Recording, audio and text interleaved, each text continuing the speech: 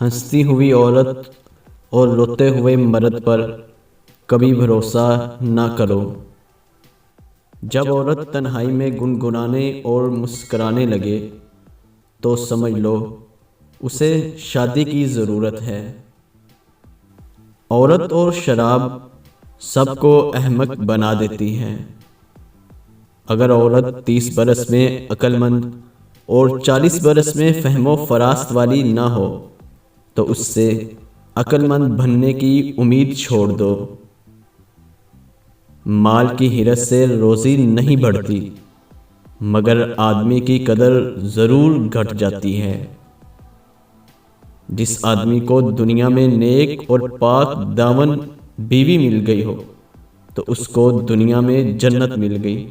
جس کو بد زبان بیوی ملی تو اس کی دنیا ہی جہنم بن گئی۔ 3 قسم کے لوگ جنت میں داخل نہیں ہوں گے: دھوکہ دینے والے، بخیل، احسان جتلانے والا۔ سب سے بدتر کھانا اس شادی کا ہے جس میں مالدار بلائے جائیں اور محتاج چھوڑ دیے جائیں۔ جو آدمی بلا عذر دعوت قبول نہ کرے اس نے خدا اور رسول صلی اللہ علیہ وسلم کی نافرمانی کی۔ کسی باپ کو یہ حق حاصل نہیں وہ اپنی اولاد کی ماں کو بدصورت کہے۔ اگر اس نے ایسا کیا تو گھر میں تباہی کو کوئی نہیں روک سکتا۔ عورت شادی صرف بیوی بننے کے لیے نہیں کرتی بلکہ ماں بننے کے لیے کرتی ہے۔ یہ قربانیاں اس نے اولاد کے لیے دی ہوتی ہیں۔ جب اولاد ہوتی ہے وہ ماں کی قربانیاں سن کر اکتاہٹ کا شکار ہو جاتی ہیں۔ میرا یقین ہے بچہ اگر مر کر بھی ماں کا دودھ پیتا رہتا تو ماں کبھی بھی اپنے مردہ بچے کو دفن نہ کرتی۔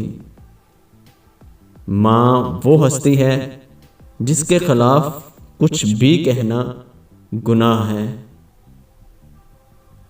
25 سال گزرنے کے بعد مجھے پتہ چلا جس عورت نے میری خاطر اپنی زندگی تباہ کی وہ میری بیوی ہے۔ دانا کے پاس ایک دانہ نہیں ہوتا، جس کے پاس دانے ہوتے ہیں اس کے پاس دانائی نہیں ہوتی۔ عورت اس مرد سے کبھی بھی مطمئن نہیں ہوتی جس کی سوچ چھوٹی ہو، جو امیر ہونے کے باوجود بھی کنجوس ہو۔